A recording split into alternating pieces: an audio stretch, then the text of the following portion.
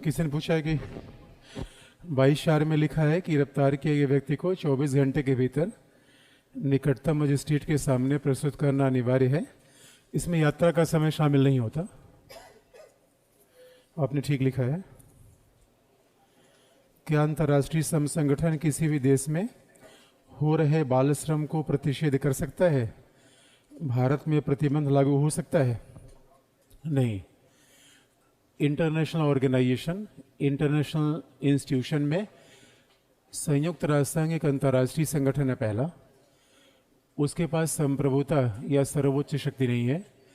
संप्रभुता राज्यों के पास होती है। तो आईएलओ अनुशंसा कर सकता है, रिकमेंडेशन दे सकता है। अल्टीमेटली लॉ बनाएगी हमारी पार्लियामेंट। तो हमारी संसद के सामने और कोई भी ऑर्गेनाइजेशन, एजेंसी शक्तिशाली नहीं है। तो आईएलओ किसी को बाध्य नहीं कर सकता। इंटरनेशनल स्टैंडर्ड सेट करता है। यूएन की एक ही इंस्टीट्यूशन है किसी को बाध्य कर सकती है, वो है सिक्योरिटी काउंसिल, सुरक्षा परिषद। किसी ने कहा कोहिलो केस क्या है? आगे पता चल जाएगा, आगे पता चल जाएगा।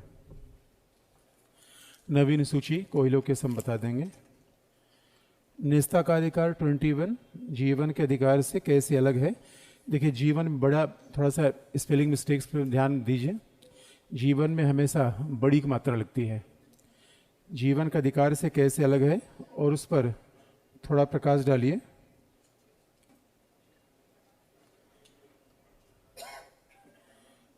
और क्या लिखा है, क्या what is between judicial custody?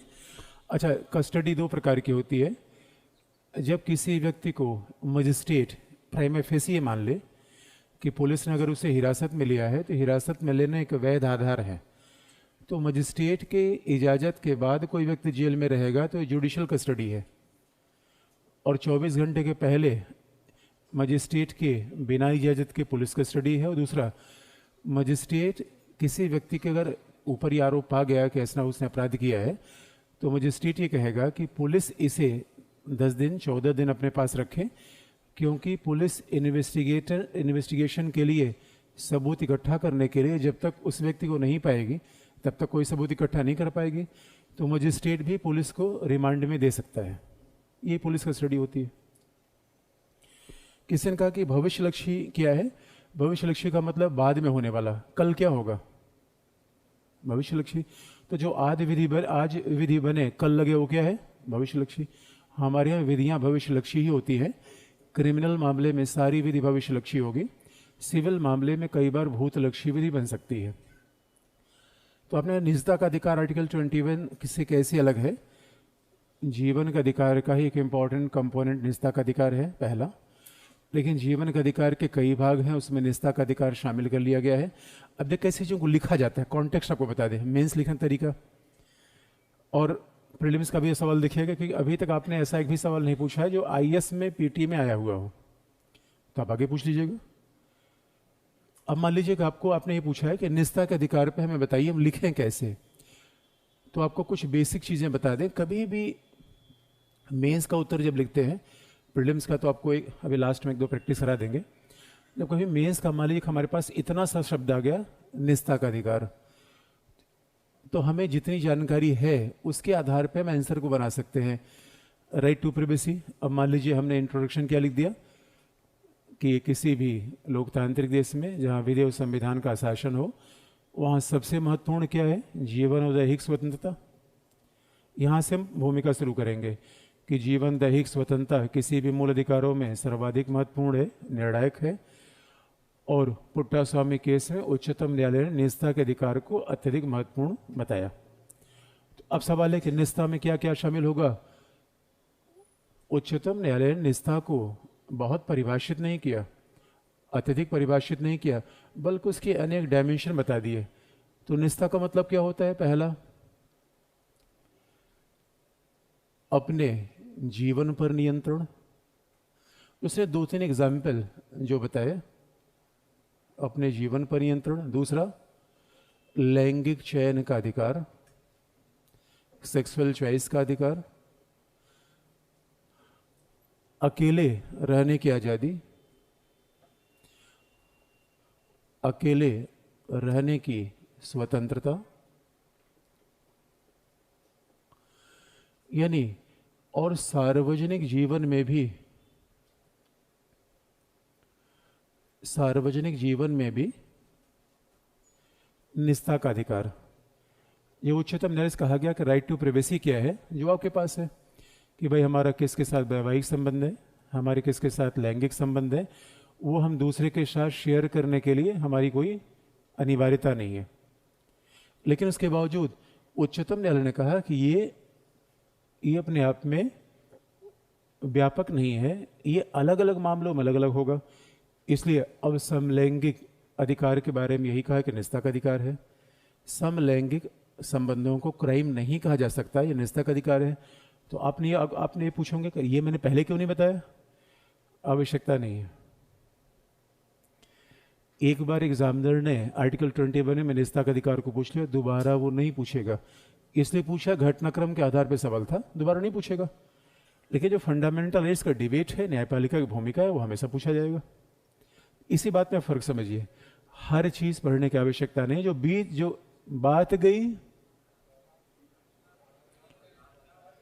अब उसको आप ढो रहे हैं कि वो भी इंपॉर्टेंट है, वो भी इंपॉर्टेंट है। मैं बार बार कहता हूं, ये आप समझ लीजिए क्या पढ़ना है और क्या बिना सोचे छोड़ देना है।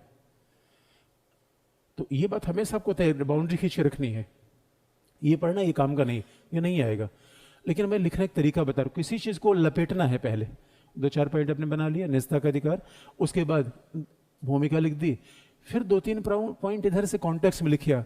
आजकल व्हाट्सएप का जमाना है, फेसबुक का जमाना है और सर्विलांस का जमाना है। हर जगह सीसीटीवी कैमरा है, व्हाट्सएप है, फेसबुक है, और खासतौर पर आधार अधिनियम से भी व्यक्ति की निजी सूचनाएं सार्वजनिक जीवन में आने का अधिकार हो सकता है।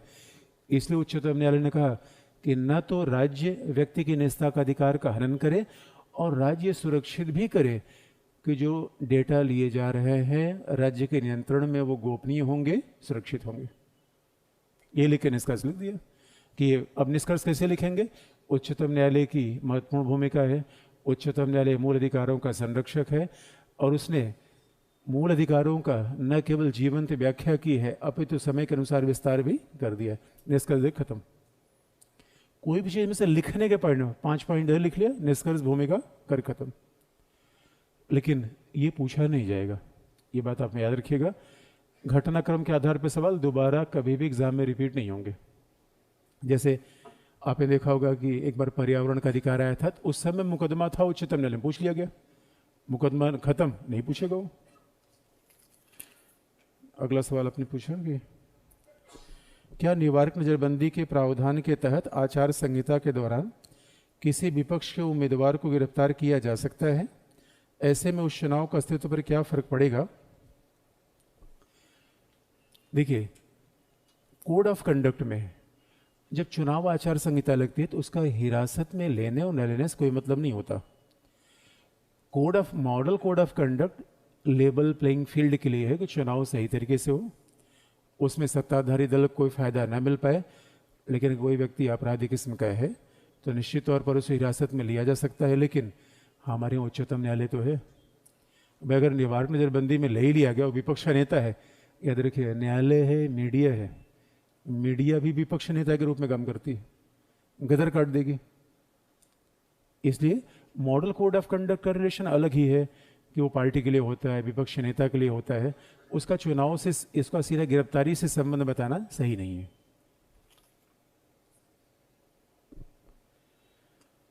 अनुच्छेद 13(2) न्यायपालिका ने शक्ति प्रदान करता है कि अगर राज्य द्वारा कोई ऐसी विधि बनाई जाती है जो मूल अधिकार के विरुद्ध है, उसे शून्य घोषित किया जाए।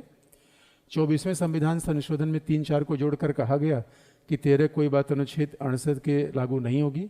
क्या न्यायपालिका की शक्तियों को सीमित नहीं, सीमित बड़ी मात्रा होती है। संसद शक्तियों तो बढ़ाता है, कैसा भी रूप धारण कर सकती है। ये कहां तक तार्किक है? आगे बढ़ने देंगे तब तो बताएंगे कहां तक तार्किक है। इतना आप क्यों भाग रहे थे? अनुच्छेद 13(4), अनुच्छेद 13(2). 13(2) इंपॉर्टेंट है, बाकी सब चीजें बैकग्राउंड बता देंगे। अच्छा, एग्जाम में कहीं पूछा गया? किसी एग्जाम में पूछा गया? हर चीज क्यों जानना चाहते हैं दोस्तों? एक अजीब सी बात नहीं है? हर चीज जानने की सच में आवश्यकता नहीं है। बड़ा इंटरेस्टिंग पार्ट है, ज्यादा चीज पढ़ेंगे एग्जाम रुक जाएगा। मैं सच्ची बता रहा हूं, आप मेरी बात नहीं मान रहे हैं। अच्छा बताइए, अब जो सवाल पूछ रहे हैं उसका जवाब मिल जाएगा आपको, लेकिन इतना भी आर्टिकल 3 अनुच्छेद 13 4 13 2 13 3 मुझे सब पता है। अरे यार, मैं यही विषय पढ़ाता हूं, मुझे पता नहीं होगा? लेकिन आपको जरूरत है नहीं है, डिसीजन कौन लेगा? अब आपको अब यही देखिए प्रॉब्लम आ जाती है। एक बार भरोसा रखिए, पेपर देखिए यार, आप लोग पेपर नहीं देख रहे हैं, यही तो प्रॉब्लम है।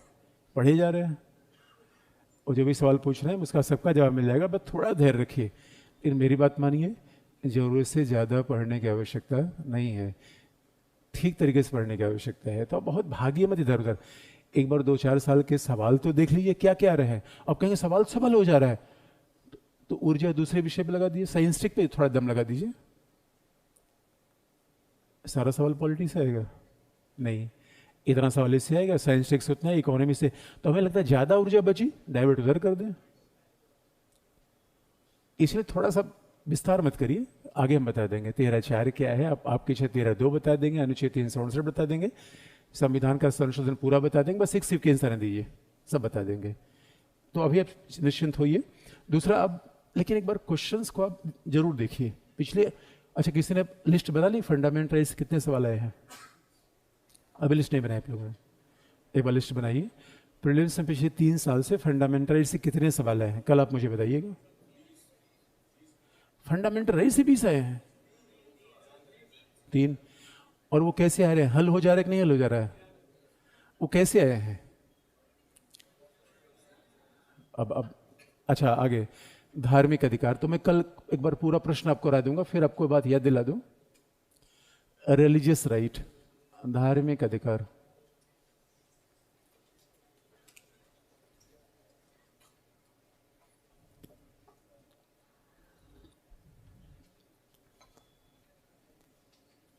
धार्मिक अधिकार या रिलीजियस राइट, इसमें बड़ी बेसिक बात आपको बता दें कि धार्मिक अधिकार का अभिप्राय क्या है। आपको याद दिला दे, आपके जीवन के 2 पक्ष हैं, वैसे तो कई पक्ष हैं, फिलहाल मैं उसको 2 ही बांट ले रहा हूं। याद रखिए, अभी तक जितने भी राइट्स हमने पढ़े, यानी हमारे जीवन के कौन से पक्ष हैं? एक है लौकिक, सेकुलर, भौतिक, या दुनियादारी वाले विषय। जैसे अभी तक हमने जितनी बातें देखी, अभी तक हमने जितने अधिकार देखे, वो सब लौकिक हैं, भौतिक हैं, बाहरी दुनिया संबंधित हैं। नौकरी लेना लौकिक है, भौतिक एक ही बात है। लौकिक भौतिक अनुवाद एक है सेकुलर, आपने इस शब्द का नाम खूब सुना होगा। अच्छा, आपको क्या चाहिए?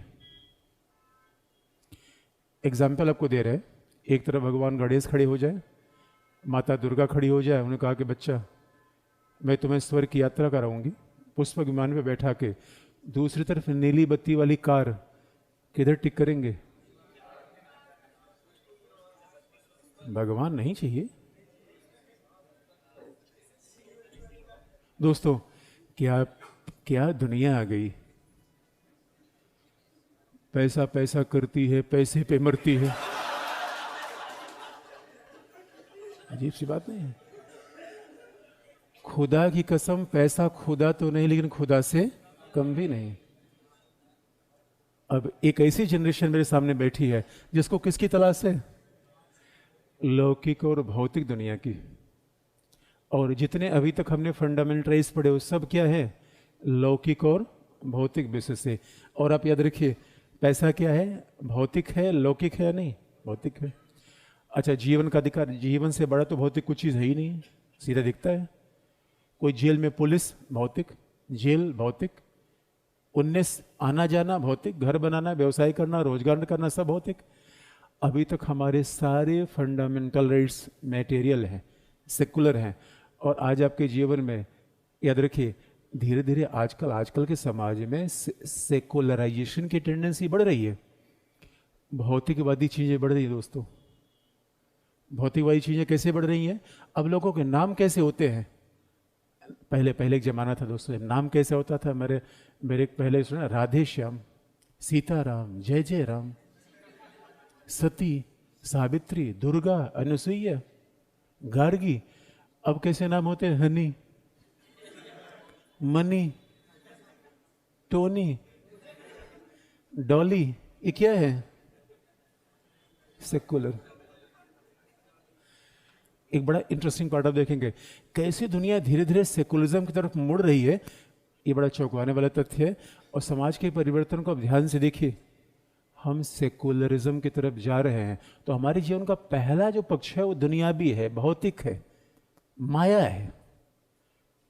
यह माया किसी व्यक्ति का नाम नहीं, उस प्रवृत्ति का नाम है जिसके हिसाब से हमें पैसा ही चाहिए, हमें बड़ा मकान चाहिए, हमें एशियन पेंट से। और आजकल का युवा दोस्तों कैसा भौतिक दुनिया वाला व्यक्ति है, बड़ी सी घड़ी चाहिए, हार्ले डेविडसन चाहिए। ये भौतिक दुनिया की तलाश में आप हैं।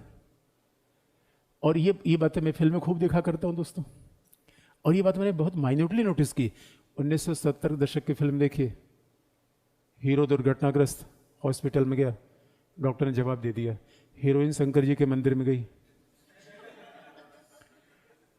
अचानक हीरो की आंखें खुल गई, तमो चमत्कार। लेकिन दोस्तों अभी गॉड का रोल फिल्मों से चला गया। ओह माय गॉड, परिवर्तन है या नहीं? उन्हें ये क्यों परिवर्तन है? हमारा समाज ज्यादा सेकुलराइज हो रहा है। ऐसे सेकुलराइज समाज में धार्मिक अधिकार चाहिए। इसे हमारे पूरे फंडामेंटल राइट में एक ही अधिकार ऐसा है जो हमें परमात्मा से जोड़ता है। बाकी सब किससे जोड़ते हैं? भौतिक दुनिया से। अब देखिए जीवन का दूसरा पक्ष क्या है? धार्मिक एवं आध्यात्मिक, रिलीजियस एंड स्पिरिचुअल। वैसे आध्यात्मिक में थोड़ा सा फर्क हो जाता है धार्मिक और आध्यात्मिक कहने में।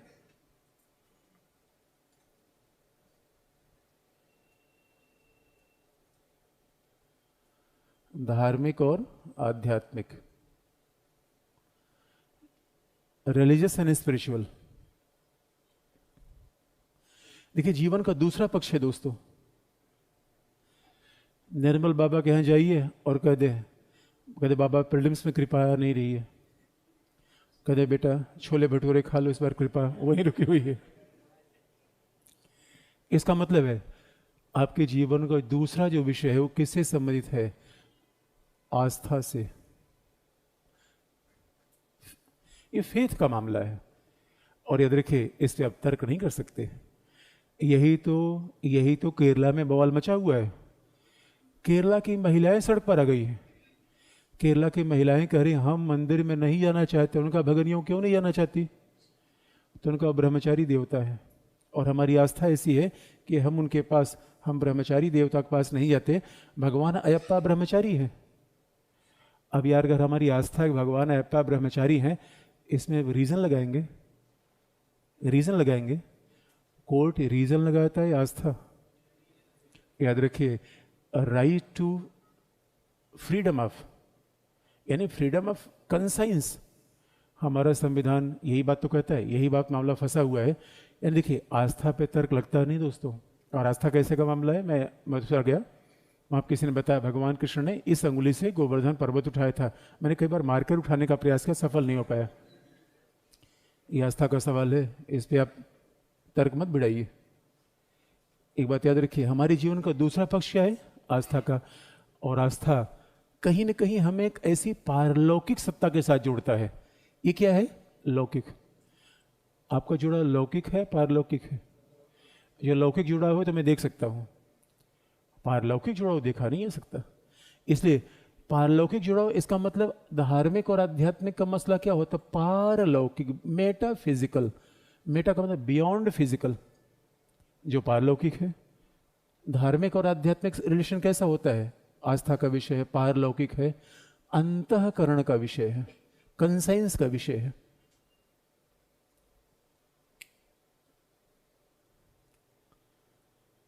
अंतःकरण का विषय है, कंसाइंस का विषय है।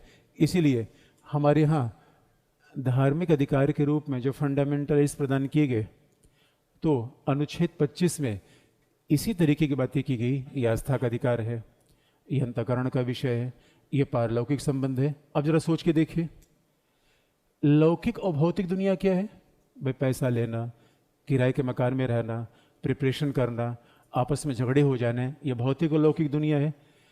राज्य का सरोकार किससे होता है? राज्य का सरोकार किससे है? यानी ये बताइए, मोदी से कहिए प्रभु प्रधानमंत्री ऐसा है, तुम आयुष मत चलाओ, हमें परमात्मा से मिलवा दो। किसी पुलिस स्टेशन के पास जाइए, कहे सर आजकल हमारा भगवान मन नहीं लग रहा है, दुर्गा देवी के व्रत में रह रहा हो, मेरे सपने में कुछ और आ रहा है।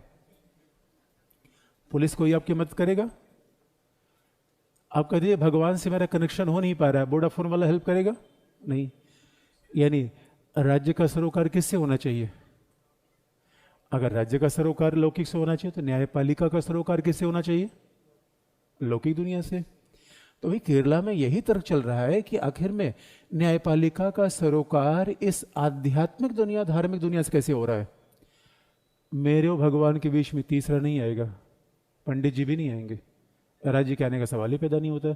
इसलिए पुलिस बताएगी कि हमारे अंतःकरण का विषय कैसा होना चाहिए।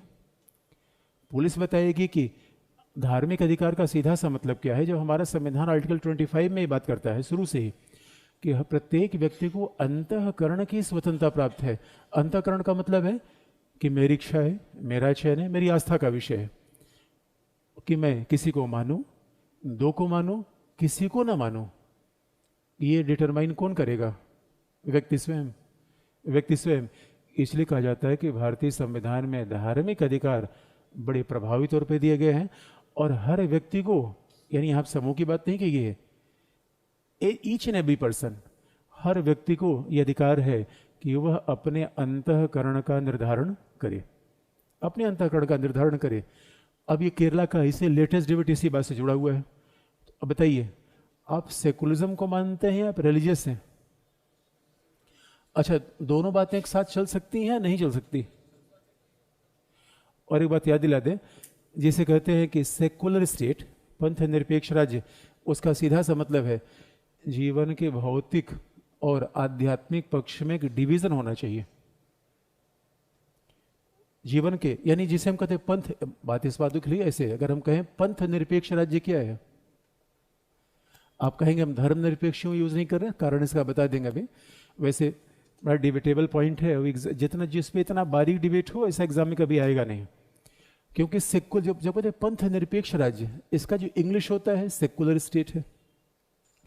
बड़ा इंटरेस्टिंग पार्ट है कि जब आप कहेंगे पंथ निरपेक्ष राज्य तो हमारा इंग्लिश का अनुवाद सेकुलर स्टेट है। जब आप कहेंगे धर्म निरपेक्ष राज्य, उसका भी अंग्रेजी का अनुवाद सेकुलर स्टेट है। इंग्लिश में अनुवाद एक ही होता है। क्यों? क्योंकि हम जब पंथ और धर्म का अलगाव कर रहे हैं तो आज तक इंग्लिश में पंथ और धर्म के लिए एक ही शब्द का प्रयोग होता है, वो रिलीजन। हिंदी में अलग कर लेते हैं, कारण क्या आपको बता देंगे। लेकिन जब सेकुलर स्टेट की बात करते हैं, देखिए सेकुलरिज्म एक बड़ा शब्द है कि जीवन में भौतिक तत्वों का महत्व बढ़ना, जीवन में अर्थ का महत्व बढ़ना, दुनियादारी का महत्व बढ़ना, ये सेकुलरिज्म है, इज्म है, विचार है। जबकि सेकुलर स्टेट का मतलब है ये राज्य। राज्य का मतलब क्या हो गया? सरकार। सरकार का मतलब क्या हो गया? सरकार के 3 अंग, विधायिका, कार्यपालिका और न्यायपालिका। इनका सरोकार किस बात से है? इनका सरोकार किस बात से है? शिक्षा से है, स्वास्थ्य से है, लोक व्यवस्था से है, रोजगार से है।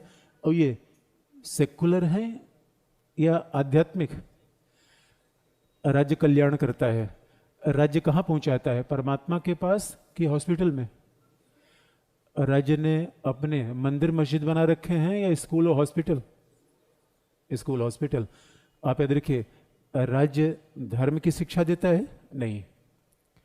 राज्य टैक्स लगाता है, लेकिन केरल में आपदा के प्रबंधन के लिए, मंदिर के निर्माण के लिए नहीं। तो राज्य का काम भौतिक है। इसलिए अगर आप किसी जनपद के प्रशासनिक अधिकारी हो गए तो सवाल आप ये पूछेंगे पंथ निरपेक्ष राज्य का सीधा सा मतलब है, आप पूछेंगे राज्य का धर्म क्या है? राज्य के धर्म का मतलब है डीएम का धर्म, सीएम का धर्म, पीएम का धर्म। यही तो है राज्य। पुलिस का धर्म, पुलिस का धर्म क्या है? पुलिस का कोई धर्म ही नहीं है। लेकिन पुलिस का धर्म क्या है? मानवता की सेवा करना, नागरिकों की सेवा करना। इसलिए राज्य के लिए हर व्यक्ति एक नागरिक है। राज्य के लिए कोई व्यक्ति किसी धार्मिक समुदाय का सदस्य नहीं है। वो हमारे लिए हो सकता है, पंथ निरपेक्ष राज्य का यही तो मतलब है। कोई भी व्यक्ति, यानी कोई भी व्यक्ति जो है वो जो राज्य में है, राज्य का मतलब क्या? सरकार से मिलकर बनेगा, सरकार व्यक्तियों से मिलकर बनता है। तो राष्ट्रपति कोई धर्म है क्या? नहीं। इसलिए देखेंगे हमारे राज्य के त्यौहार क्या है। ये दशहरा आ रहा है, राज्य का त्यौहार है, हमारा त्यौहार है? हमारा त्यौहार है। राज्य का त्यौहार 2 अक्टूबर, राज्य का त्यौहार 15 अगस्त, राज्य का त्यौहार 26 जनवरी। ये धर्म विशेष का है, नागरिकों का त्यौहार है। याद रखिए, पंथ निरपेक्ष राज्य का सीधा मतलब है राज्य का हस्तक्षेप यहां पे होगा, शिक्षा में, स्वास्थ्य में, अर्थव्यवस्था में। दूसरा, पंथ में नहीं। पंथ का निर्धारण स्वयं व्यक्ति करेगा। व्यक्ति करेगा, धार्मिक समूह करेंगे, धार्मिक समूह करेंगे। राज्य का, पंथ में राज्य और पंथ के बीच अलगाव का ही विचार किया है, पंथ निरपेक्ष राज्य। अब अलगाव का मतलब, इस बार यही सवाल पूछा गया था, इस बार एग्जाम में सवाल पूछा गया था, और ये हमेशा इंपॉर्टेंट है। ऐसा नहीं कि ये जो इतना सेकुलर स्टेट का डिबेट है वो हमेशा इंपॉर्टेंट रहेगा। पंथ निरपेक्षता बड़ा फंडामेंटल पॉइंट, हमेशा विवाद होता है। तो सेकुलर स्टेट में जो बात लिखना है, पहला पहला तो ये डिवीजन हो गया। इसका मतलब है, आप कहेंगे यार ये बताओ, ये व्यक्ति और राज्य के बीच अंतर कैसे करें? इसलिए जैसे डीएम साहब घर में आए, वो हिंदू होंगे, मुस्लिम होंगे, सिख होंगे, ईसाई होंगे, क्या उनका धर्म है? जैसे ऑफिस में गए, वो नागरिक है, उनका कोई धर्म नहीं है, उनका कोई धर्म नहीं है। यही तो डिवीजन है। आप कहेंगे यार ये डिवीजन कैसे मेंटेन होगा? होता है। यही पंथ निरपेक्ष राज्य का आधार है। किसके बीच डिवीजन? राज्य और धर्म के बीच, या राज्य और पंथ के बीच। तो आप कहेंगे हम पंथ शब्द का प्रयोग करें धर्म का, इसका एक बेसिक कारण आपको बता देंगे। पंथ निरपेक्ष राज्य का मतलब क्या है? पहला,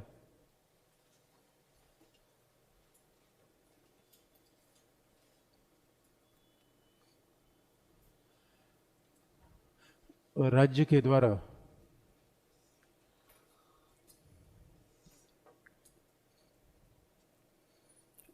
द्वारा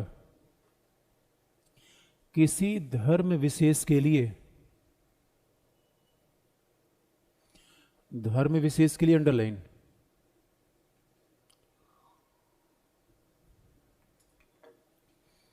राज्य के द्वारा किसी धर्म विशेष के लिए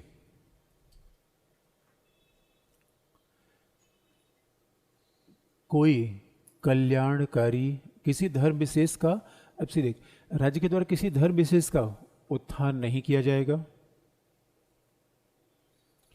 राज्य के द्वारा किसी धर्म विशेष का उत्थान नहीं किया जाएगा,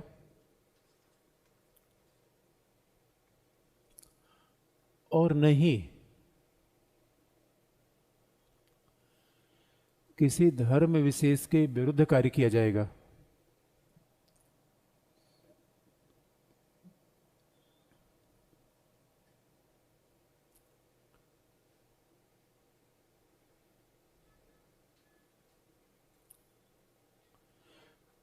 न तो किसी धर्म विशेष का उत्थान किया जाएगा, न किसी धर्म के विरुद्ध काम किया जाएगा। और आपको बता दें, कई स्टेट एग्जाम में, कई बार एग्जाम में ऐसा पूछा, प्रीलिम्स में भी, कि भारत में पंथ निरपेक्ष राज्य है, 2-3 विशेषताएं दे देगा, उसको टिक करिए। ये कई बार पूछा जाता है एग्जाम में। इसका मतलब है, पंथ निरपेक्ष राज्य का मतलब है न तो किसी को विशेष सुविधा देगा, न किसी के खिलाफ भेदभाव करेगा, और अगला अगला राज्य का कोई पंथ नहीं होगा,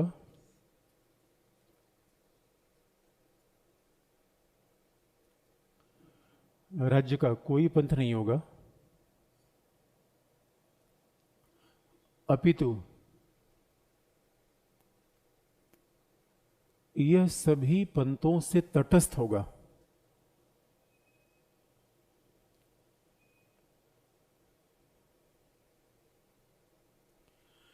ये सभी पंथों से तटस्थ होगा। आप रामलीला देखने गए कभी? रामलीला में इधर लाल किले के सामने कभी आप जाके देखिएगा। हाँ, पुलिस की ड्यूटी है। पुलिस केवल ये काम करता है कि जो चेक कर ले। ऐसा नहीं पुलिस खुद ही हनुमान लेकर जय श्री राम आइए आपका, नहीं, तटस्थ है। तटस्थ का मतलब है कि आप जाके रामलीला देखें न देखें उससे कोई मतलब नहीं है। पुलिस का मेन काम है लोक व्यवस्था बनाए रखना, न कि लोगों की आंतरिक शुद्धता बनाए रखना। ये काम नहीं है। अब कोई जाके पता है पुलिस वाला घूम रहा है, कोई जाके रामलीला न देखे, 2 लाफा मार के बैठ रामलीला देख, इतना अच्छा चरित्र आ रहा है, तटस्थ है। आप देखिए तो भी ठीक है, न देखिए तो भी ठीक है। राज्य का काम सभी धर्मों से क्या है? तटस्थ है। और याद रखिए उसको ईद के दौरान भी पुलिस पे ड्यूटी पे लगाया जाएगा, दशहरा के दौरान भी लगाया जाएगा। उसका उसमें कोई इन्वॉल्वमेंट नहीं हो, तटस्थ है। तटस्थ का मतलब है ना उद्धव का लेना न माधव का देना। तटस्थ है, मैं देख रहे हैं, बस हमारा काम लॉ एंड ऑर्डर मेंटेन करना है। तो पुलिस वालों को सारे धार्मिक त्योहार में लगाए जाते हैं। तो आपने कभी देखा कि कोई पुलिस वाला खुद ही रामलीला का मंचन करने लगे? नहीं, उसका काम तटस्थता का है।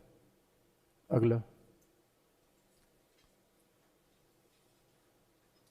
पंथ निरपेक्ष राज्य।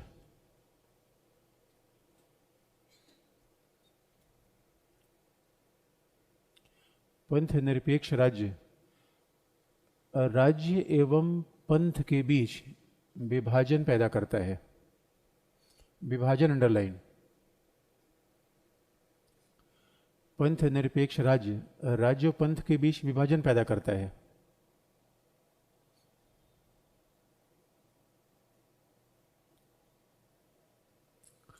लेकिन आपको याद दिला दें, अब सवाल ये तो उन्हें पंथ निरपेक्षता को बता दिया, इन्हें राज्य का कोई धर्म नहीं होगा और न राज्य धर्म का विरोधी होगा। पंथ निरपेक्ष राज्य का मतलब राज्य धर्म के बीच अलगाव होगा। राज्य का न तो कोई धर्म होगा और न राज्य का धर्म का विरोधी होगा। धर्म मानना न मानना ये व्यक्तियों के अंतःकरण का विषय है, आस्था का विषय है, राज्य का लेना देना है ही नहीं है। ये तो पंथ निरपेक्षता का आशय है। सबसे बड़ी चीज है कि आखिर में इसके पीछे आर्गुमेंट क्या है। अगर पंथ निरपेक्ष राज्य हमने अपनाया तो आर्गुमेंट क्या है, क्यों अपनाया पहला, और न अपनाते तो क्या होता दूसरा। अब यहां पूरी डेमोक्रेसी की फिलॉसफी आप लाके देखिए कि हमने क्यों पंथ निरपेक्ष राज्य अपना लिया। और आर्टिकल 25 में ही तो है कि प्रत्येक व्यक्ति को अंतःकरण की स्वतंत्रता प्राप्त होगी। तो ये सीधा ही कहता है अगर व्यक्ति को अंतःकरण की स्वतंत्रता है, इसका मतलब राज्य की कोई आत्मा होती नहीं, क्योंकि राज्य तो भौतिक चीज है और राज्य का धर्म से मतलब नहीं है। इसलिए एक इंटरेस्टिंग पार्ट ये है कि सवाल है कि आखिर में ऐसा हमने किया क्यों। संविधान सभा में इसके बारे में बड़े डिबेट हुए कि हम ऐसा धार्मिक अधिकार क्यों दे रहे हैं, और भारत जैसे देश में धार्मिक अधिकार दे देंगे तो सामाजिक कुरीतियाँ हटेंगी नहीं, प्रॉब्लम आती रहेगी। तो राजकुमारी अमृत कौर जैसे लोग संविधान सभा में थी, इस अधिकारों की बड़ी विरोधी थी, पहली समस्या। और दूसरा देखेंगे भारत इतना विशाल देश, भारत में दुनिया कोई ऐसा पंथ नहीं है जो ना पाया जाता हो। आपने लोटस टेम्पल देखा, वहाबियों ने बनवाया, जो ईरान से मार मार के भगाए गए, यहाँ बनवा लिया। यहूदी, जो दुनिया में लगभग सबके साथ हिंसा हुई, कभी ऐसा नहीं हुआ भारत में। भारत में तो हर धर्मावलंबी है, दुनिया में हर धर्मावलंबी हर पंथ को मानने वाला है, इसलिए इस बात संविधान निर्माता मानते थे। अब देखेंगे आर्टिकल 21 में कहा गरिमा में जीवन का अधिकार, 19 में कहा कि आपको अपने चयन का अधिकार होगा। तो सवाल है व्यवसाय पे चयन होगा तो अंतःकरण पर चयन किसका होगा। आस्था पर नियंत्रण करने का प्रयास मत करिए, धर्म पे नियंत्रण करने का प्रयास नहीं। इसलिए संविधान निर्माताओं ने इस अधिकार को दे दिया। इसका कितना बड़ा लॉजिक है जरा सोच के देखिए। हमारे यहाँ लोकतांत्रिक शासन है या नहीं है?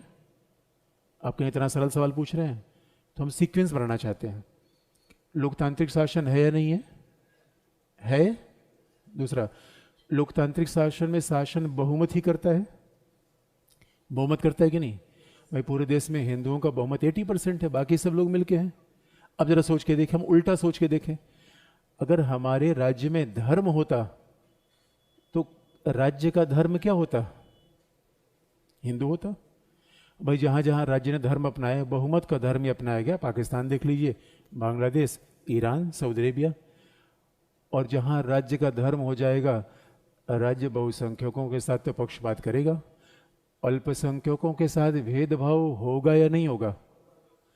समानता के सिद्धांत का क्या होगा? खत्म हो जाएगा। और हर व्यक्ति को हमने आजादी दी, प्रत्येक व्यक्ति को इकाई माना, खत्म। बंधुता खतरे में आएगी। लोकतंत्र होगा या बहुमतवाद होगा? और याद रखिए, डेमोक्रेसी का सबसे बड़ा टेस्टिंग ये है, बहुमत का शासन नहीं, प्रत्येक व्यक्ति के मत का सम्मान, प्रत्येक व्यक्ति की आस्था का सम्मान। जहां प्रत्येक व्यक्ति की आस्था का सम्मान होता है, वहां अल्पमत की आस्था का सम्मान हम कैसे नहीं कर सकते? इसलिए आप याद रखिए, जहां जहां राज्य ने एक धर्म विशेष को मान लिया, अल्पसंख्यक वहां विलीन हो गए। दुनिया के सारे एग्जाम्पल देख लीजिए, जहां जहां राज्य का कोई धर्म नहीं है, वहां वहां अल्पसंख्यक आगे बढ़ा। अमेरिका में सेकुलर स्टेट है, ब्रिटेन सेकुलर स्टेट है, इंडिया सेकुलर स्टेट है। इसलिए याद रखिए, हमने राज्य का कोई धर्म नहीं अपनाया। इसलिए हमने पंथ निरपेक्षता अपनाई क्यों? डेमोक्रेसी के फिलॉसफी के कारण। अगला पॉइंट, अगला हेडिंग है पंथ निरपेक्ष राज्य के विचार अपनाने के कारण। बस 2 मिनट रुक जाइए, उसके बाद पूछ लीजिएगा। अगला हेडिंग है पंथ निरपेक्ष राज्य के स्वीकार करने के कारण।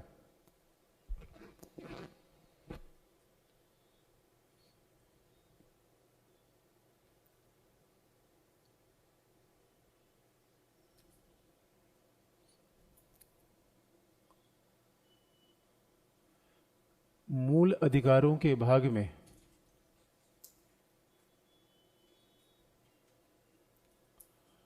मूल अधिकारों के भाग में प्रत्येक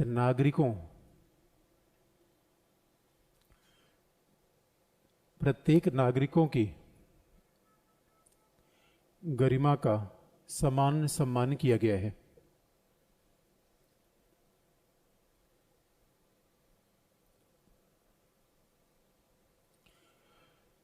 प्रत्येक नागरिकों की गरिमा का समान सम्मान किया गया है।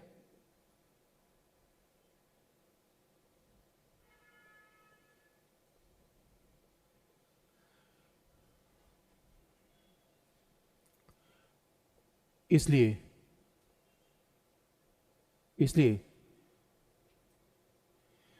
व्यक्ति को आस्था एवं अंतःकरण की स्वतंत्रता,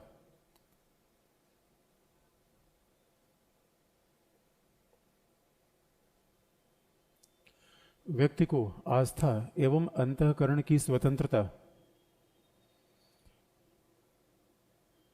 प्रदान करना आवश्यक है।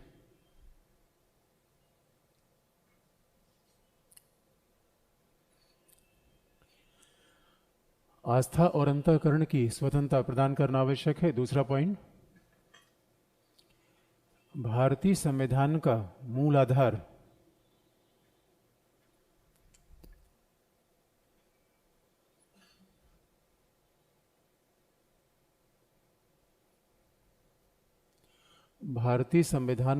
आधार समानता का सिद्धांत है।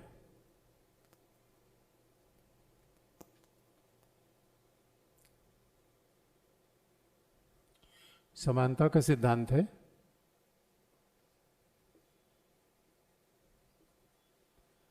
इसीलिए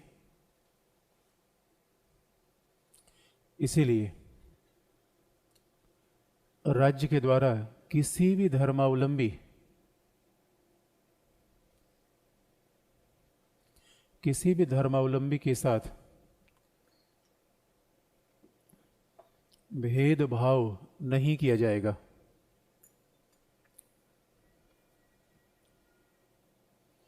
किसी भी धर्मावलंबी के साथ भेदभाव नहीं किया जाएगा।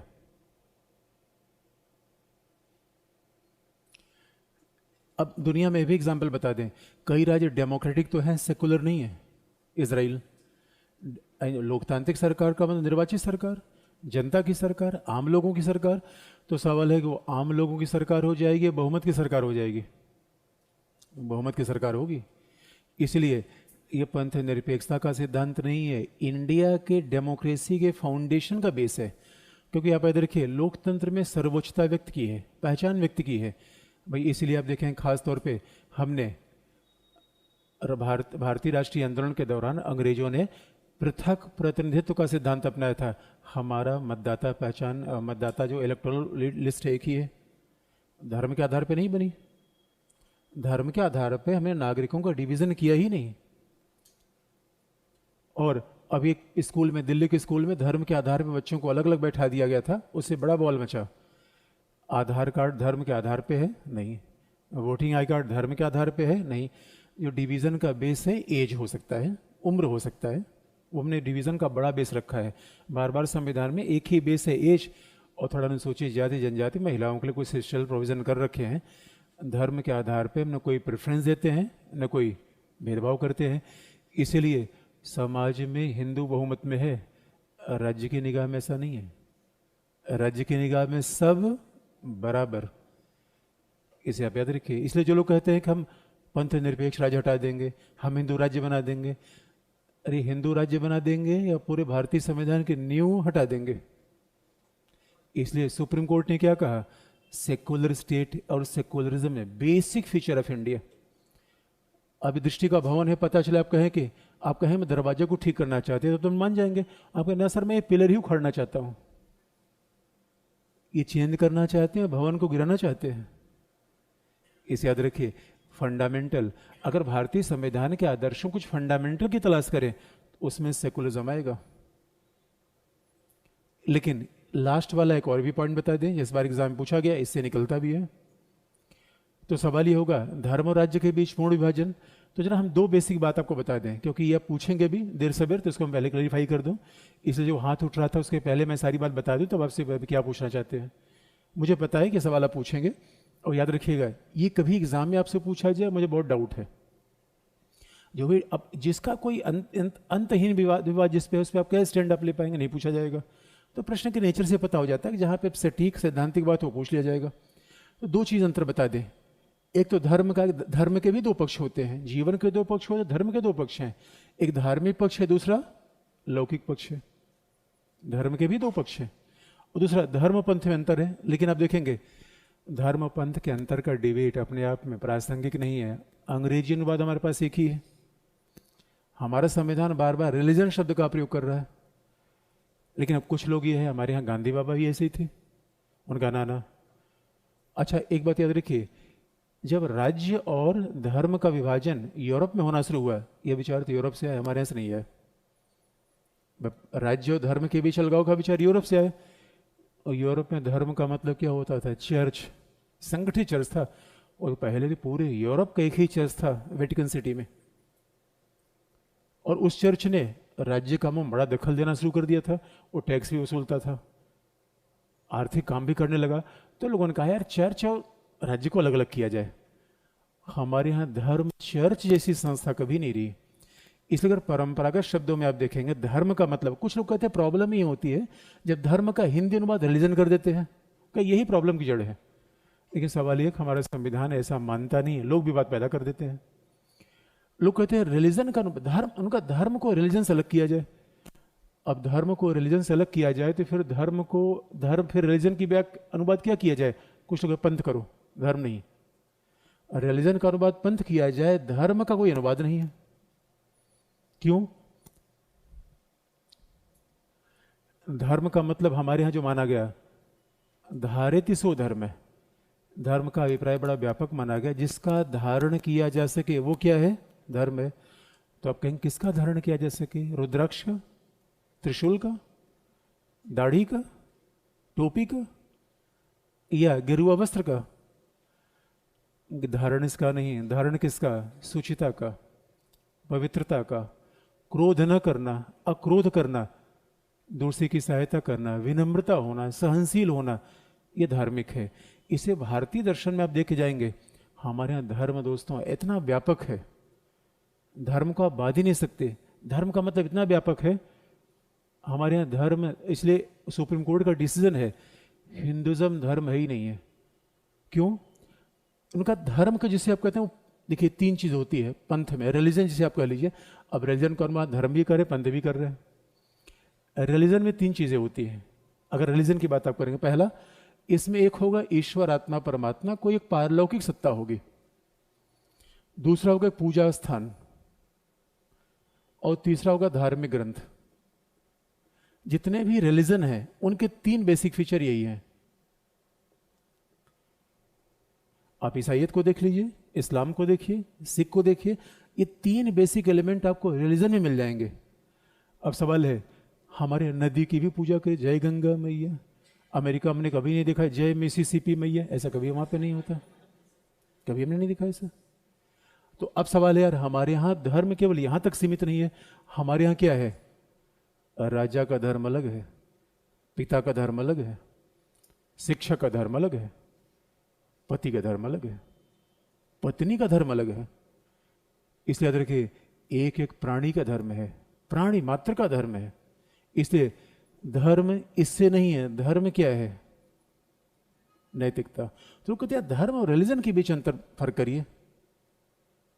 जबकि हमने कहा कि डिबेट बिल्कुल फितूरी वाली बात है, संविधान ही डिबेट मानता ही नहीं कुल मिला के। हाँ, उसे थोड़ा सा हम सीख ले सकते हैं। धर्म क्या है, कर्तव्य है।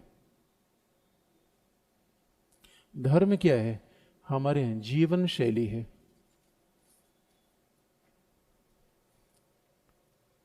धर्म क्या है, एक तरीके से कहिए, जैसे हम कहते हैं वेदों में ऋत कहा गया, प्रकृति है। वही सूरज का धर्म है प्रकाश देना, कभी से विचलित नहीं होता। सूरज जी ने कहा नहीं आज मेरा छुट्टी करने का मन कर रहा है, आज मैं नहीं निकलूंगा, निकलता ही है। आज तक कभी ऐसा हुआ नहीं। कभी आपने देखा बर्फ को छुए हो, कहा नहीं मेरा गर्म होने का मन कर रहा है। धर्म का मतलब गुण स्वभाव, जिससे हम अलग ना हो सके, वो हमारा धर्म है। तो मानव होने का गुण क्या है, परहित सरिस धर्म नहीं भाई, यही मानव होने का धर्म है, यही मानव होने का धर्म है। जितने भी हमारे यहाँ जितने ग्रंथों में आप देखेंगे धर्म की परिभाषा ऐसे की गई। तो अब जैसे तुलसीदास को देखे रामचरितमानस में, भाई भाई का प्रति क्या धर्म होना चाहिए। दोस्तों यहाँ कोई हमारा 10 रुपए अगर भाई जमीन हड़प ले, हम तलवार निकाल लेंगे। एक भाई ने दूसरे भाई का राजपाट ही दे दिया, और दूसरा अभी पिता कहे संपत्ति में हिस्सा नहीं है, पेपर रोज पढ़े, पिता गर्दन उतार नीचे कर देंगे। संपत्ति से बड़ी कोई चीज है।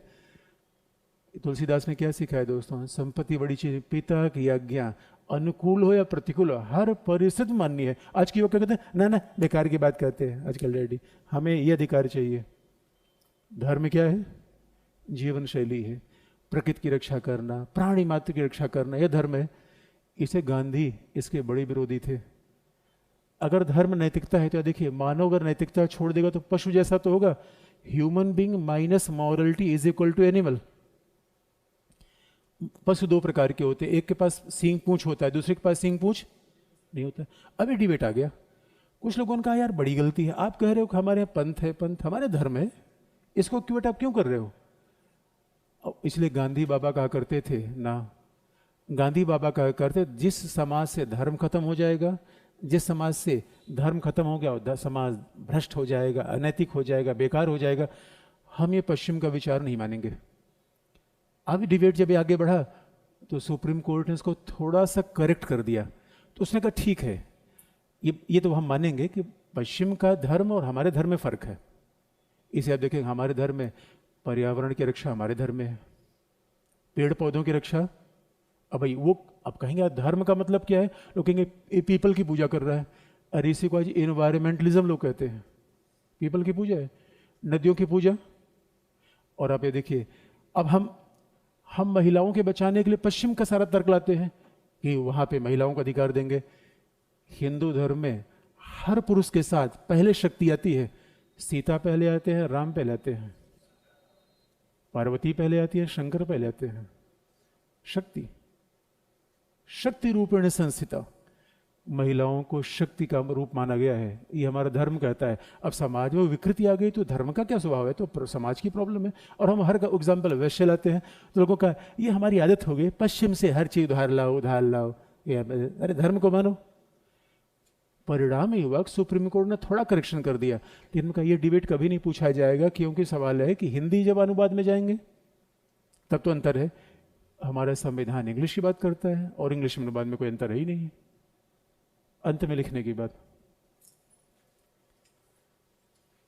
भारतीय पंथ निरपेक्षता और पश्चिमी पंथ निरपेक्षता के बीच का अंतर।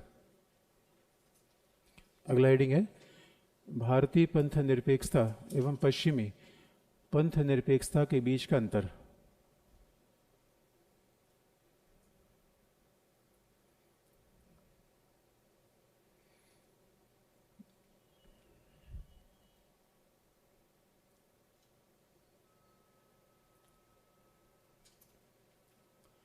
भारतीय पंथ निरपेक्षता एवं पश्चिमी पंथ निरपेक्षता के बीच का अंतर। और एक बात आप देखेंगे, ये एग्जाम में आने के बाद मैं आपको नहीं लिखवा रहा हूँ, जितने भी क्लासेस देखेंगे उसमें ये चीज़ हमने जरूर लिखवाई हुई है। मैं जो इंपॉर्टेंट इशू उसको थोड़ा विस्तार कर देते हैं, जो इन्फॉर्मेटिव उसको शॉर्ट कर दिया। ऐसा नहीं कि हमने एग्जाम में आ गए उसके बाद आपको लिखवा रहे कैसे आप लिख लो। तो भारतीय पंथ निरपेक्षता और पश्चिम के पंथ निरपेक्षता के बीच अंतर क्या है? पहला, उच्चतम न्यायालय ने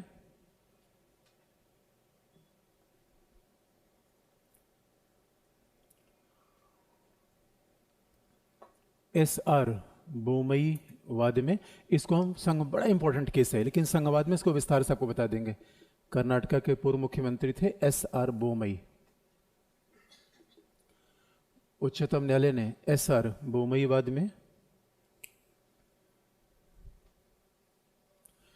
यह कहा कि पंथ निरपेक्षता भारतीय संविधान का आधारभूत ढांचा है।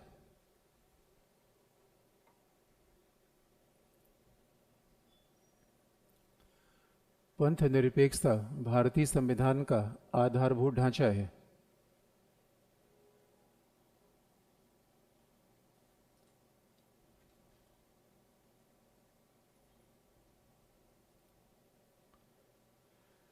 भारतीय संविधान का आधारभूत ढांचा है।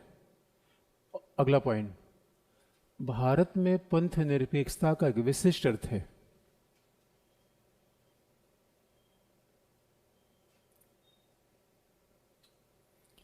भारत में पंथ निरपेक्षता का विशिष्ट अर्थ है जिसके अनुसार राज्य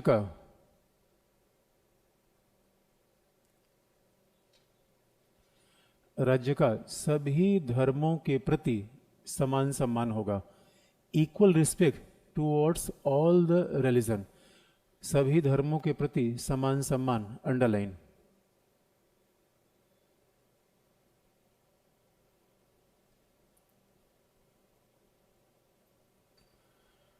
राज्य का सभी धर्मों के प्रति समान सम्मान होगा। अब जो गांधीवादी विचार से प्रभावित है,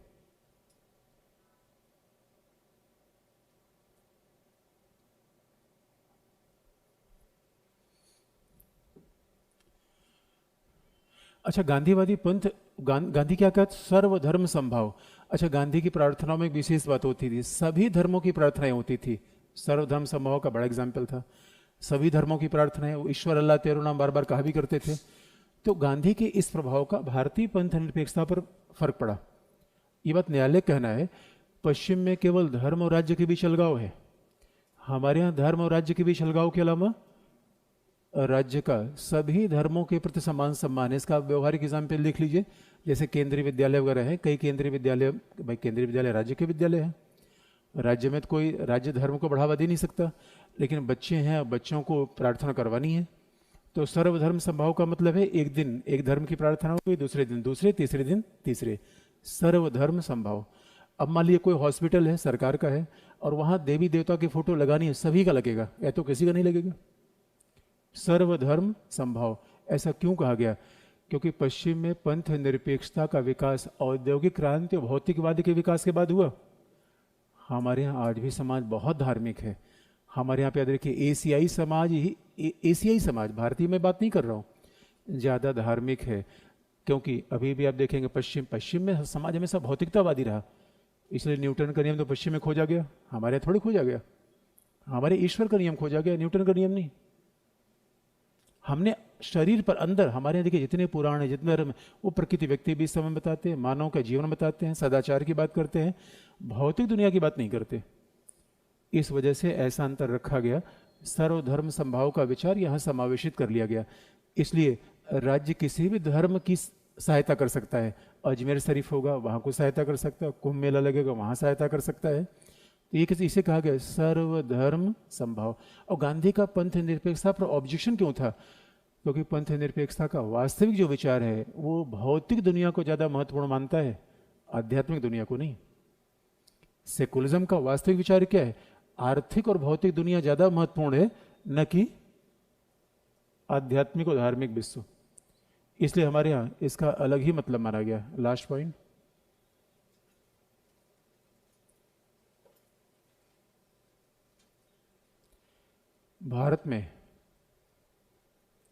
भारत में राज्य और पंथ के बीच केवल अलगाव का विचार नहीं है,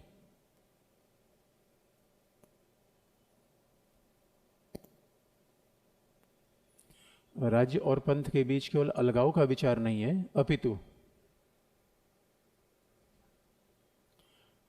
अपितु राज्य के द्वारा धर्म से संबंधित लौकिक एवं पंथ निरपेक्ष विषयों में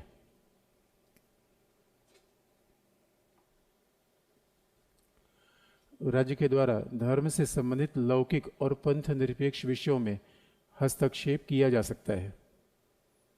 और कैसे एग्जाम्पल आगे आपको बता देंगे। लौकिक और पंथ निरपेक्ष विषयों में हस्तक्षेप किया जा सकता है।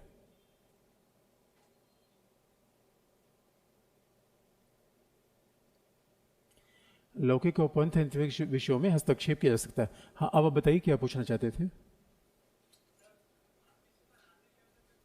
क्या करें? सेना बिल्कुल राज्य का पार्ट है।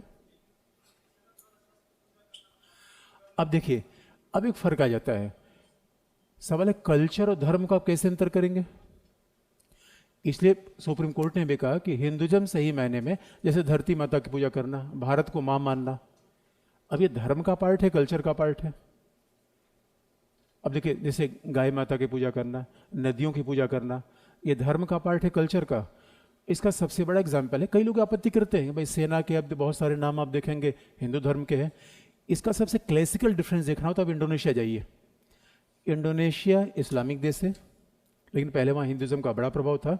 इसका फर्क ये कि इंडोनेशिया के लोगों के नाम आज भी हिंदू देवी देवताओं के नाम से होती है। इसके पूर्व वहाँ प्रधान मेघावती सुकार्नो पुत्री, ये एक इस्लामी व्यक्ति के प्रधानमंत्री का नाम है। इंडोनेशिया में जो रुपया छपता है उसमें गणेश जी उस रुपये पे छपते हैं। महाभारत में जो भगवान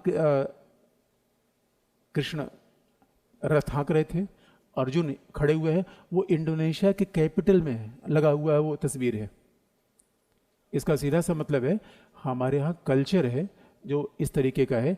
इस वजह से धर्म कल्चर को आप अलग अलग करके चलिए। और कल्चर का मूल बेस तो हमारे संस्कृत लैंग्वेजेस से लगभग सारी भाषाओं को उद्भव हुआ है। तो यहाँ पे आपको अंतर करना पड़ेगा। लोग हमेशा ऑब्जेक्शन करते हैं। अब योगा धर्म है, कल्चर है? आप देख लीजिए, नदियों की पूजा, हमने कहा हमारे यहाँ तो धर्म का, और सुप्रीम कोर्ट ने माना भाई इंडिया में तो हिंदुज़म उस स्थान पर रिलीजन है ही नहीं है। ये डिबेट बहुत ज़्यादा होता है और हमें तो सांप्रदायिकता वाले पार्ट में नहीं बढ़ना है। याद रखिए, हमारे यहाँ प्रॉब्लम कहाँ पे है? प्रॉब्लम दो तरफ से है। कई बार जो राज्य में जाते हैं तुष्टीकरण करने लगते हैं, कहा गया तो अलगाव करिए, पॉलिटिकल मामला हो रहा है। वो अल्पसंख्यकों को अनावश्यक छूट देना शुरू कर देंगे पहला, और दूसरे लोग धार्मिक आधार पे वोट मांगना शुरू कर देंगे। ये प्रॉब्लम है।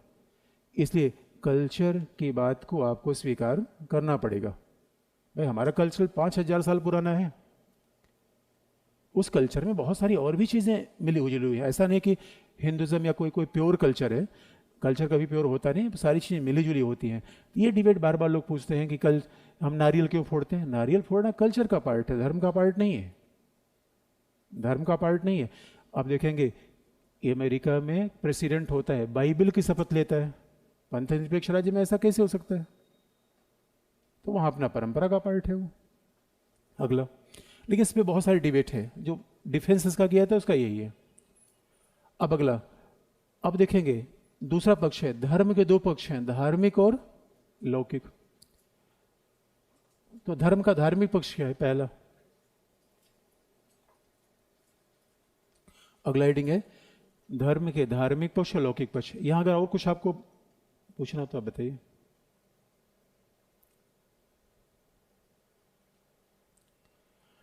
Religious dimension of religion and secular dimension of religion. लौकिक पक्ष का मतलब भौतिक, पंथ निरपेक्ष, एक ही शब्द है। लौकिक कहिए, पंथ निरपेक्ष कहिए, भौतिक कहिए, अभिप्राय एक है। सेकुलर मैटेरियल, दुनियादारी वाला मामला। तो पहला यहां शुरू करेंगे, धर्म का धार्मिक पक्ष है क्या? पहला, संविधान के अनुच्छेद 25 के खंड 1 में यह उल्लिखित है। पहला, संविधान के अनुच्छेद 25 के खंड 1 में यह उल्लिखित है कि सभी व्यक्तियों को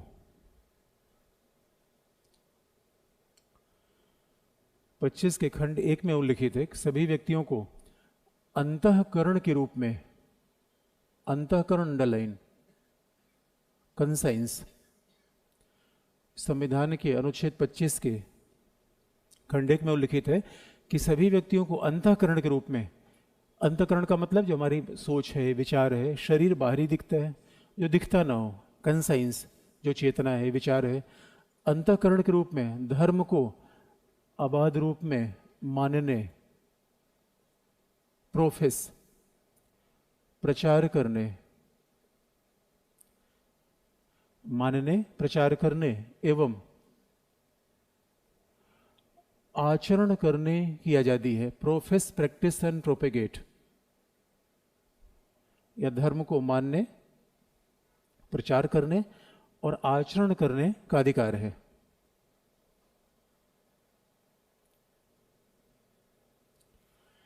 अब एक खास बात देखेंगे, यह धर्म का धार्मिक विषय है। मानना का मतलब आस्था का विषय है। आप किस धर्म को मानिए, किस धर्म को मानिए, किसी को ना मानिए, ये बिल्कुल आपकी आस्था का विषय है, जो आर्टिकल 25 में सीधे हमारे कहा जा रहा है।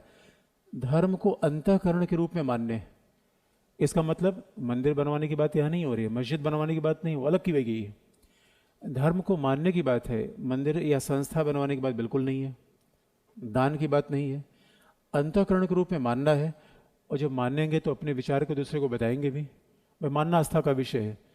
भाई नॉलेज और धर्म में यही फर्क है। नॉलेज में हर चीज़ को प्रूव करते हैं, ऑब्जर्वेशन, एक्सपेरिमेंट, नॉलेज, और आस्था मानने का विषय है। अब किसी चीज़ को हम मानेंगे, दूसरे को बताएंगे, दूसरे को बताएंगे क्या होगा? प्रचार, अपनी बातों को दूसरे तक पहुंचाना, अन्य तक पहुंचाना। दूसरा, अगर किसी धर्म को मानेंगे उसके सिंबल भी दिखने चाहिए, तो उसमें कृपाण रखना, संविधान में कृपाण रखने की बात स्पेशली की गई है, बाकी किसी चीज़ को नहीं कहा गया है। कृपाण रखना आचरण का विषय है, टोपी पहनना आचरण का विषय है, कपड़े पहनना आचरण का विषय है। ये 3 प्रकार के अधिकार, ये मूल रूप में धर्म के धार्मिक विषय है। इसका मतलब है राज्य कभी ये नहीं कहेगा किस धर्म को मानिए, किसका प्रचार करिए और आप किसी का आचरण करिए। इसमें राज्य का कोई लेना देना नहीं है। ये पंथ निरपेक्ष राज्य है। यह राज्य कभी सीन में आएगा ही नहीं कि पुलिस आपको ये कहे। अब कभी अगर कभी आप पुलिस में ये शिकायत करेंगे कि अगर अमुक आदमी ये कह रहा है कि समोसा खाने से काम बन जाएगा, राधे माँ कुछ और कह रही थी, बापू कुछ और कह रहे थे, इस मामले पे राधे माँ को मानना आपके अंतःकरण का विषय है। पुलिस में ये बात शिकायत नहीं हो सकती।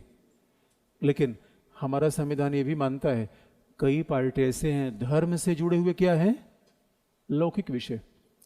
कई पार्टी ऐसे हैं धर्म से जुड़े लौकिक विषय हैं, वो धार्मिक विषय नहीं है। और 25 में बात कही गई है। तो राज्य का हस्तक्षेप यहां होगा, यहां होगा। मंदिर में प्रवेश धर्म से जुड़ा हुआ लौकिक विषय है या धार्मिक विषय है? अब बताइए। अब इसी पे पूरा डिबेट टिक जाता है और सुप्रीम कोर्ट कहता है कि धर्म से जुड़ा हुआ इसेंशियल पार्ट कौन है, ये। नॉन इसेंशियल कौन है?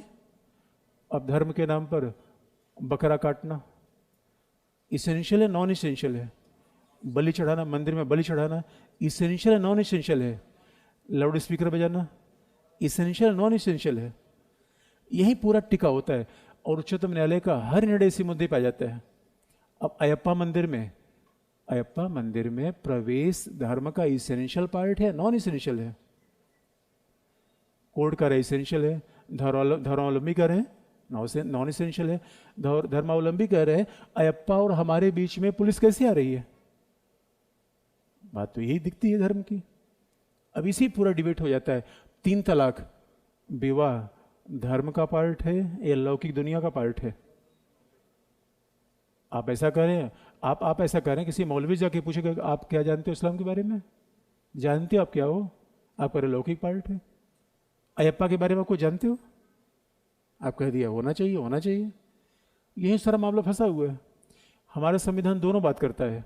इसका मतलब क्या है? अगला पॉइंट, अगला हेडिंग, धर्म के लौकिक पक्ष क्या है?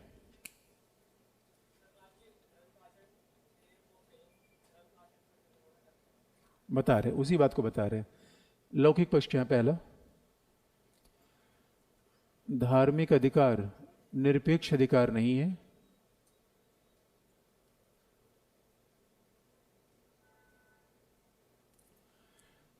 धार्मिक अधिकार निरपेक्ष अधिकार नहीं है।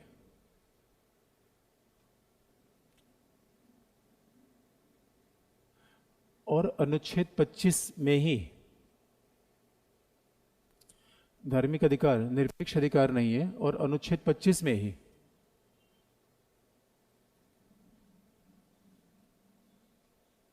लोक व्यवस्था, अनुच्छेद 25 में ही लोक व्यवस्था, सदाचार या मॉरलिटी, यहां सदाचार का मतलब नैतिकता लिख सकते हैं। लोक व्यवस्था या नैतिकता, सदाचार दोनों, मॉरलिटी एवं स्वास्थ्य के आधार पर,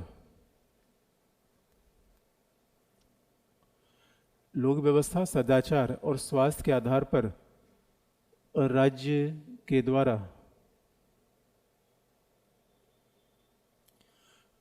द्वारा हस्तक्षेप किया जा सकता है।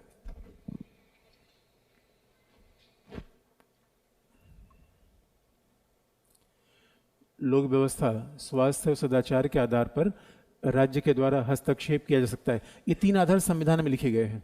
कई बार एग्जाम में यही पूछ लेता है कि धार्मिक अधिकारों में हस्तक्षेप हम किन आधार पर कर सकते हैं। इसलिए हमारे यहाँ एब्सोल्यूट नहीं है, धार्मिक अधिकार एब्सोल्यूट बिल्कुल नहीं है, जैसे कि अमेरिका में है। अमेरिका में कोई भी कुछ कहे उससे फर्क नहीं पड़ता। हमारे यहाँ ऐसा है, यानी धार्मिक अधिकार होगा, लोक व्यवस्था को भंग करने वाला बिल्कुल नहीं। अगर कोई धार्मिक आधार के नाम पे कोई जुलूस निकाले, हिंसा हो जाए, सांप्रदायिक दंगा हो जाए, तुरंत राज्य से कंट्रोल कर देगा, राज्य इसकी परमिशन नहीं देगा। इसलिए आप देखेंगे जितने भी धार्मिक, जैसे कि जितने भी गरबा होता है, रामलीला होता है, पहले उस क्षेत्र के डीएम से परमिशन ली जाती है, हम यहाँ पे कोई काम करने वाले हैं, उसके बाद लोक व्यवस्था को देखते हुए परमिशन देगा, नहीं परमिशन कैंसिल कर देगा। सदाचार, मॉरलिटी, आजकल आप देखेंगे दोस्तों, कई बाबा महात्मा ऐसे हैं जो भगवान कृष्ण के अवतार अपने आप को मान रहे हैं। भगवान कृष्ण का अवतार मानने के बहाने पता नहीं क्या क्या कर रहे हैं। ये नैतिकता सदा खिलाफ है। अरे भगवान कोई शरीर होता है क्या? वो तो आध्यात्मिक सूक्ष्म शरीर है। और भगवान कृष्ण ने कालिया का मर्दन भी किया था, जरासंध का वध भी किया था, और उनको कैसे फॉलो कर रहे हैं? स्वास्थ्य, अब कोई यहाँ पे बाबा महात्मा आ जाए, उघड़ पा जाए, का दम मारो दम मिट जाएगा,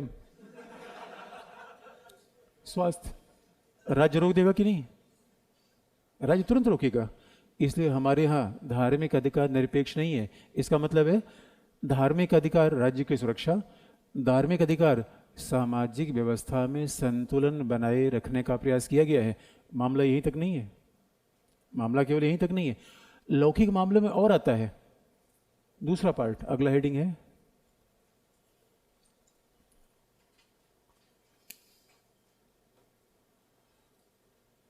आर्थिक वित्तीय, आर्थिक वित्तीय एवं आर्थिक वित्तीय एवं राजनीतिक आधार पर प्रतिबंध। ये संविधान में लिखा गया है, आर्थिक वित्तीय एवं राजनीतिक आधार पर प्रतिबंध।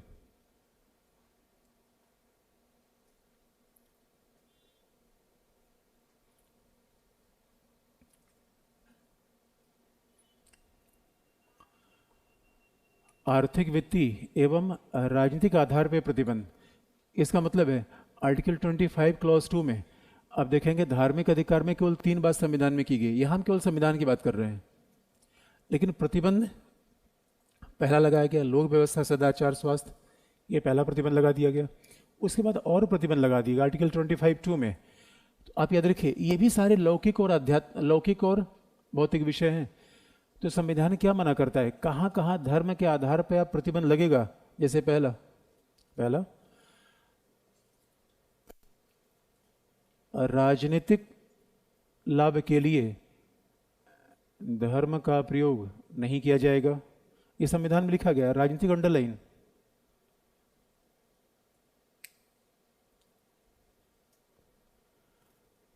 राजनीतिक लाभ के लिए धर्म का प्रयोग नहीं किया जाएगा, इसीलिए उच्चतम न्यायालय ने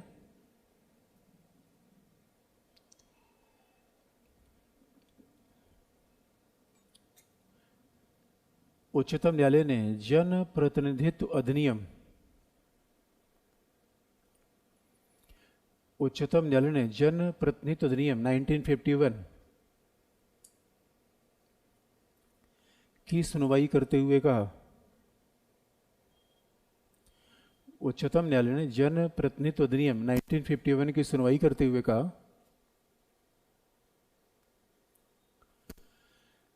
कि धर्म के आधार पर वोट मांगना भ्रष्ट आचरण है। जन प्रतिनिधित्व 1951 की सुनवाई करते हुए कहा कि धर्म के आधार पर वोट मांगना भ्रष्ट आचरण है।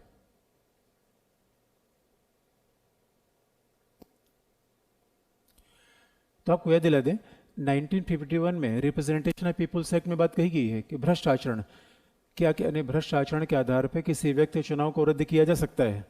जैसे कोई धर्म के आधार पर वोट मांगे, करप्ट प्रैक्टिसेस, पैसा लेके वोट खरीदे, करप्ट प्रैक्टिसेस, शराब पिला के वोट खरीदे, करप्ट प्रैक्टिसेस। ये संविधान में लिखा गया है कि राजनीतिक आधार पे आपको बैन किया जा सकता है। इसलिए धर्म का राजनीतिक प्रयोग लौकिक या पंथ निरपेक्ष है, धार्मिक है। लौकिक या पंथ निरपेक्ष है, ये परमिशन नहीं है कि धर्म का प्रयोग करके आप चुनाव जीत लेंगे। सुप्रीम कोर्ट ने साफ तौर पे डिसीजन दिया है। दूसरा पॉइंट बताइए, क्या करें?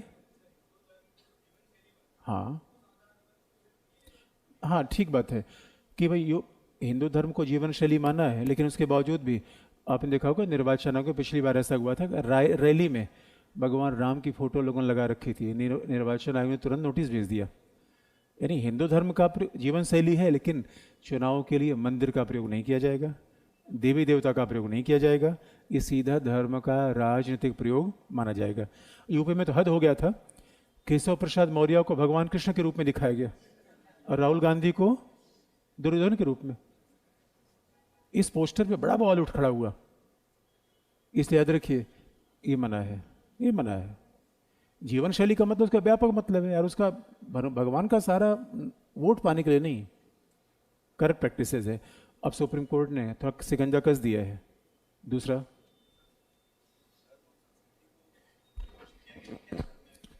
आज तक नहीं। हाँ,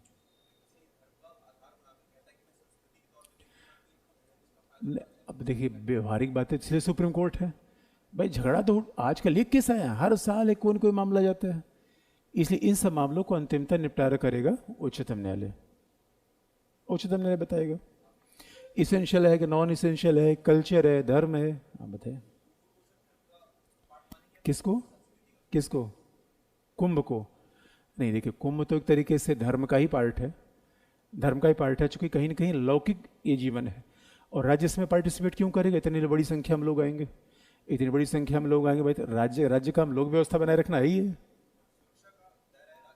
हाँ नहीं, निश्चित तौर पर आप देखें कई बार ऐसा भी होता है कि सर्वधर्म संभाव। ऐसे जब सामूहिक कार्यक्रम होते हैं कंस्ट्रक्शन के बाद, कुछ ना कुछ लॉ एंड ऑर्डर बनाने के लिए, पब्लिक निर्माण के लिए कंस्ट्रक्शन में करना पड़ेगा भाई। जहां लोग जाएंगे वहां तो अरेंजमेंट हम करना ही पड़ेगा। इस आधार पर राज्य इसको जस्टिफाई करता है।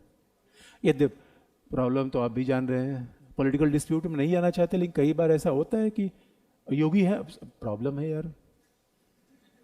पहली बार ऐसा हुआ कि धार्मिक मठ का कोई व्यक्ति सीधे चीफ मिनिस्टर है, तो वो अलगाव करना अपने आप में थोड़ा प्रॉब्लम है।